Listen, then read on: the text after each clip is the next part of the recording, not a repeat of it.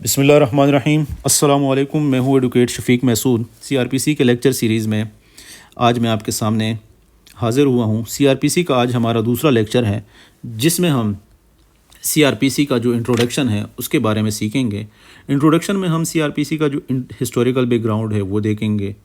اس C R P سی کا جو اس قانون کا جو پرپز ہے وہ ہم دیکھیں گے، اس کا سکوپ کیا ہے، اور یہ قانون سبسٹینٹیو ہے یا پروسیجرل لا ہے وہ بھی ہم دیکھیں گے۔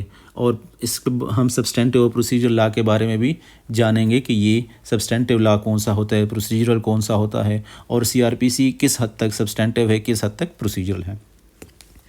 تو آئیے اسٹارٹ کرتے ہیں۔ سب سے پہلے ہم جو ہسٹوریکل بیک گراؤنڈ ہے اس میں اس کو ہم دیکھیں گے۔ سی آر پی سی سب سے پہلے 1861 میں برٹش انڈیا میں بنایا گیا۔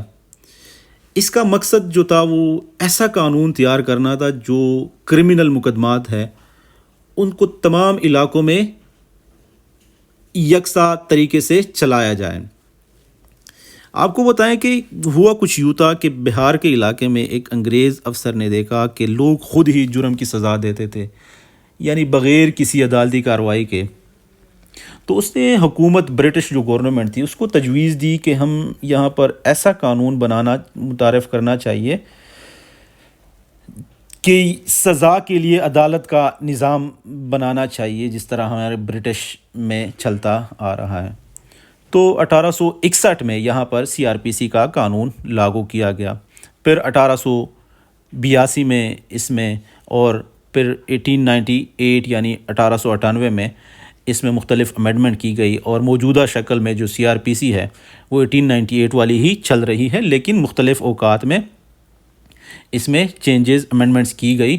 پاکستان میں بھی آزادی کے بعد یہی قانون نافذ رہا، اور وقتاً فوقتاً ٹائم کی جو ضروریات کے حوالے سے اس میں مختلف ترامیم کی گئی۔ اسی لیے اس کوڈ کا نام کوڈ آف کرمنل پروسیجر 1998 ابھی تک چلتا جا رہا ہے۔ اب اس قانون میں اس کا جو پرپز ہے قانون کا، اب ہم اس کے بارے میں دیکھیں گے، یعنی اس قانون کا مقصد کیا ہے۔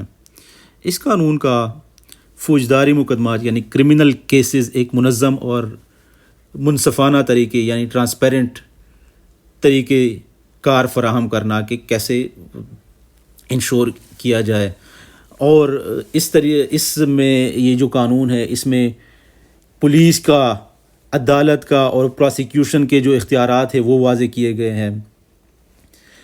اور اس قانون میں تیسرے نمبر پر انصاف کے عمل کو شفاف بنانا اور قابل اعتماد بنانا اس کا جو مین پرپس تھا یہی تھا۔ اب اس قانون کا جو سکوپ ہے، یعنی سی آر پی سی کا سکوپ ہے، اس کے بارے میں ہم دیکھیں گے۔ یہ جو قانون ہے یہ تمام کرمنل کورٹس پہ اپلائی ہوتی ہے، ایکسیپٹ پاکستان میں جو سپریم کورٹ ہے وہاں پر یہ سی آر پی سی لاگو نہیں ہوتا، بلکہ سپریم کورٹ کے اپنے رولز ہے، اس کے تحت کرمنل کیسز چلتی ہے۔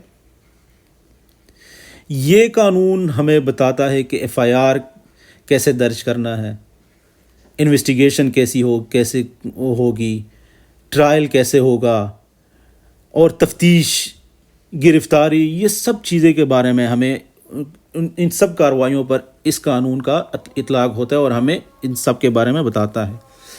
اور جو یہ ہمیں پروسیکیوشن کے جو فرائض ہے اور عدالت کے جو اختیارات ہیں اس کا بھی احاطہ کرتا ہے۔ اس کے بعد ہم دیکھتے ہیں کہ سبسٹینٹیو لا کون سا ہوتا ہے اور پروسیجرل لا کون سا ہے، اور سی آر پی سی آیا سبسٹینٹیو لا ہے یا پروسیجرل لا ہے۔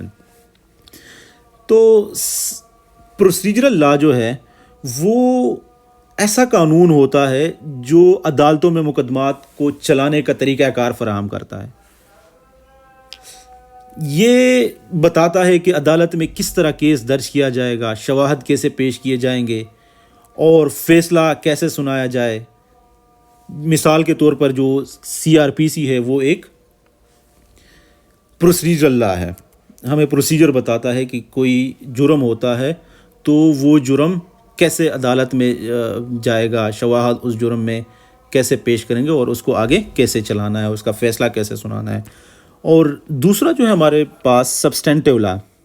سبسٹینٹیو لا یہ ایسا قانون ہوتا ہے جو لوگوں کے حقوق اور فرائض کا تعین کرتا ہے، یعنی لوگوں کی جو ڈیوٹیز ہے، لائبلٹیز ہے اور لوگوں کے جو رائٹس ہے وہ ہمیں بتاتا ہے۔ یہ بتاتا ہے مطلب کہ کون سا عمل جرم ہے اور اس کی سزا کیا ہوگی، جس طرح ہمارے پاس پاکستان پینل کوڈ یعنی PPC ہے۔ اب مثال کے ذریعے ہم ان دونوں میں فرق واضح کرتے ہیں۔ اب قتل جو ہے، قتل یہ ایک جرم ہے اور اس کی سزا عمر قید ہے، یہ ہمیں PPC کا سیکشن 302 بتاتا ہے، تو یہ سبسٹینٹیو لا ہے۔ اور کسی بندے پر اگر قتل کا الزام ہے تو اس پر یہ جو قتل کا مقدمہ ہے یہ کیسے درج ہوگا، گواہان عدالت میں کیسے بلائے جائیں گے اور فیصلہ کیسے سنایا جائے گا، یہ ہمیں CRPC بتاتا ہے۔ اور یہ ہے پروسیجرل لا، یعنی ہمیں طریقہ کار بتاتا ہے کہ کسی پہ اگر کوئی آفینس کا کسی پہ الزام ہے تو وہ کیسے ڈیل کیا جائے گا۔ اب ایک کیس لا ہے،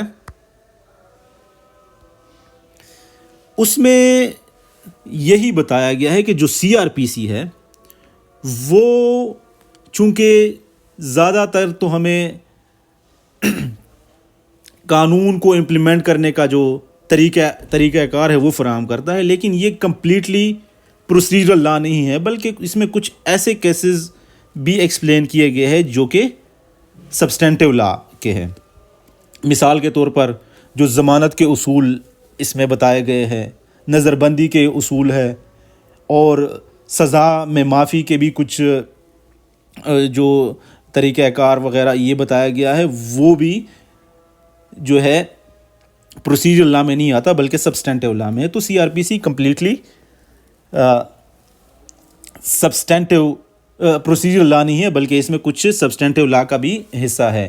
یہ جو کیس لا ہے پاکستان PLD 2010 سپریم کورٹ 265، اس میں بھی بتایا گیا ہے کہ یہ کمپلیٹلی پروسیجرل لا نہیں ہے بلکہ اس میں سبسٹینٹیو لا کا بھی ہے۔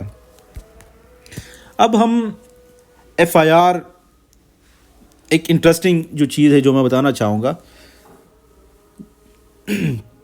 اس پہ ایک سپریم کورٹ کا جو 1965 SC 241 PLD امپورٹنس بھی FIR کا بتایا گیا۔ FIR یا کمپلینٹ یہ کرمنل جسٹس سسٹم کا فرسٹ سٹیپ ہوتا ہے، اور یہ جو CRPC ہمارے پاس جس شکل میں آج ہے یہ مختلف ٹائم کے ساتھ ساتھ امینڈمنٹ کے ساتھ ساتھ ہمارے پاس آئی ہے، مطلب یہ ٹائم کے ساتھ ساتھ اس میں چینجز ہوتی گئی اور اس شکل میں ہمارے پاس آج آئی ہے۔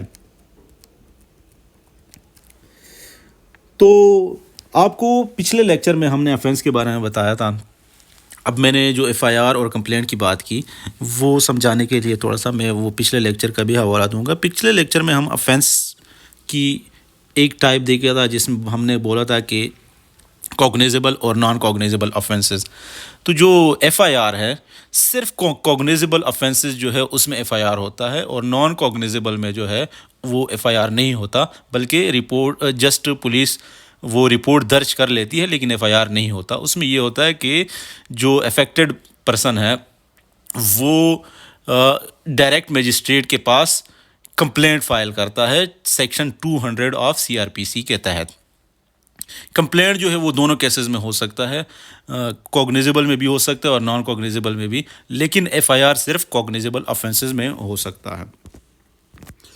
اب ہم اس کی جو کنکلوژن ہے، CRPC جو ہے وہ ہم نے دیکھا کہ یہ پروسیجرل بھی ہے اور سبسٹینٹیو، دونوں ایلیمنٹس اس میں شامل ہے، پیورلی یہ پروسیجرل نہیں ہے۔ اور ہم نے CRPC کی جو امپورٹنس، اسکوپ، اس سب کے بارے میں بات کی۔ اگلے لیکچر میں ہم انشاءاللہ جو CRPC کا چیپٹر 1 ہے اس کو کور کریں گے۔ تو اگر آپ لوگوں کو سمجھ آئی ہے تو کائنڈلی میرے یوٹیوب چینل کو سبسکرائب کر دیں اور بیل آئیکن بھی پریس کر دیں تاکہ اگلے لیکچر کا آپ لوگوں کو ٹائملی نوٹیفیکیشن ملے۔ ساتھ میں اگر آپ لوگوں کی کوئی سجیشن ہو تو کامنٹ میں بتا